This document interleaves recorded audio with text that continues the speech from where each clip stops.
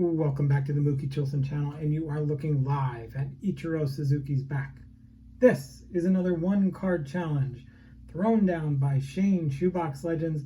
This is the thought experiment in which collectors should find a year in a sport that they can boil down and distill into one single piece of cardboard to represent that year, and then explain why. And I think I have the year, I think I have the sport, I think I have the player.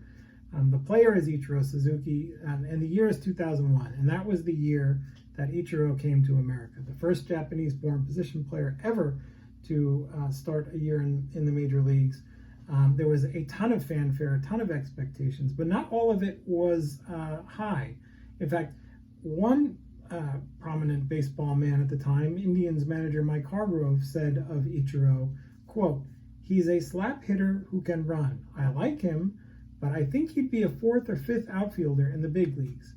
And boy, was he wrong, as he would find out later when he managed Ichiro on the Mariners in the 2000s.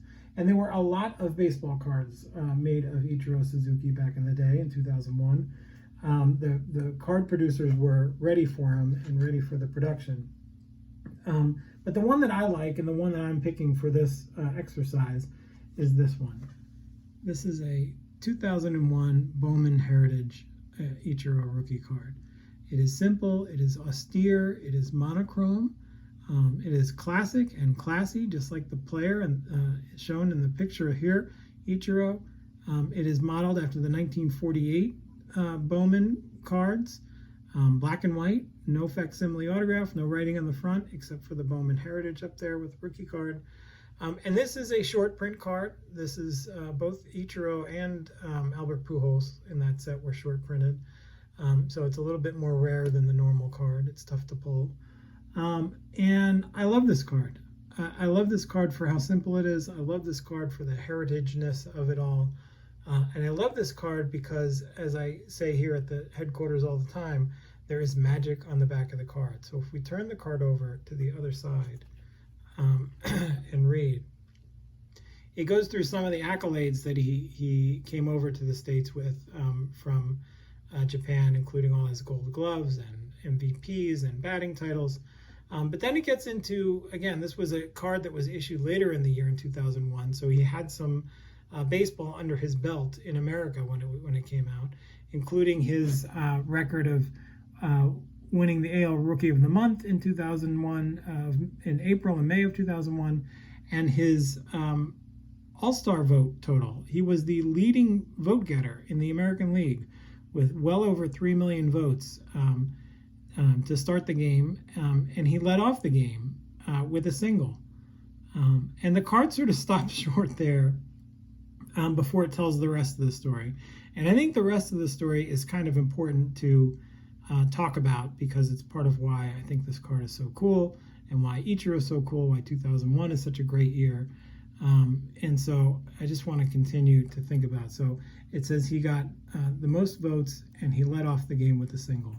So who did he get his single off of? Here's a question that I bet some of you will know and some of you will find out when I click this slide.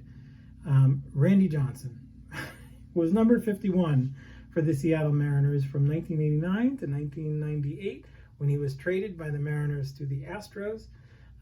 They thought he was done, cooked, over with, or at least a bad bet anyway, and so they decided to go separate ways. And so when Ichiro signed with the Mariners in 2001, the Mariners gave him number 51 to wear. And Ichiro, of course, being a student of the game, knew the sort of politeness probably required some kind of outreach to Randy Johnson.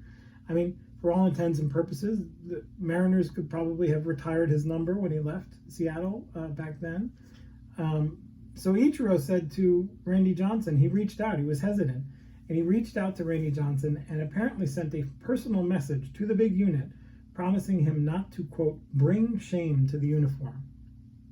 And of course, Ichiro lived up to that. And remember, the back of the baseball card said that Ichiro got a single in his first All-Star at-bat. And of course, as I said, the first All-Star at-bat was against the big unit himself, Randy Johnson. This was a true David and Goliath story. There's Randy Johnson, 6'10", Ichiro Suzuki, 5'9", 160 pounds. And Ichiro, again, as a student of the game, must have known that Randy Johnson has a history in All-Star games. He is a headhunter against lefties in All-Star games.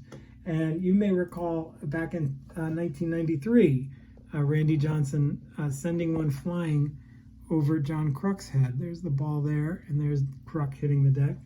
In 1997, by the way, Kruk struck out.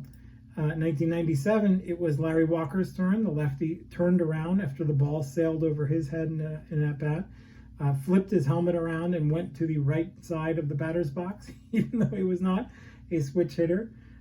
So Randy Johnson was a headhunter.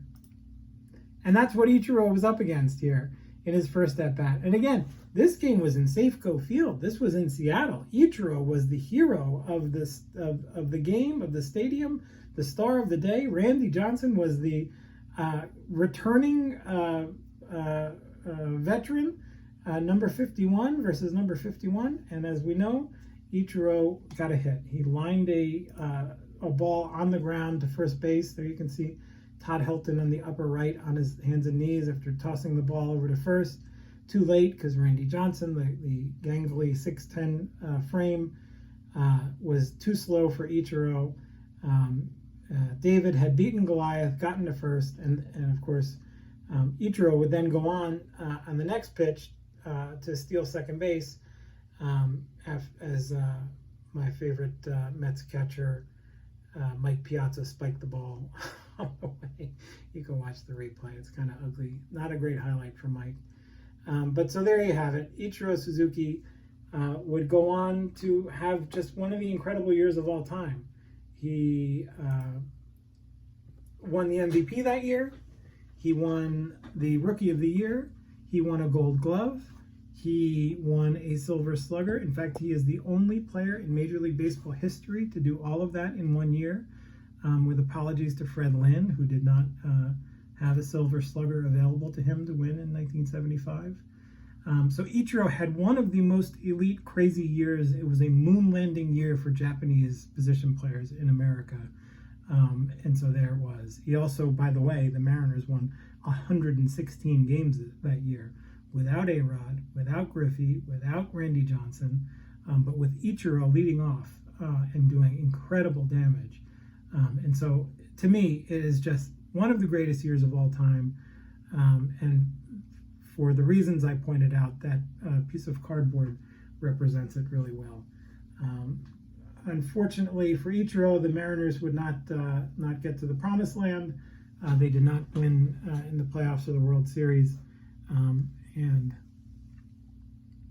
the other 51 had his last laugh as the Arizona Diamondbacks defeated the New York Yankees, which I can approve, in the World Series in 2001. So the big unit, number 51, had his last laugh. But number 51 for the Mariners, Ichiro Suzuki, is still my winner of my one-card challenge for 2001.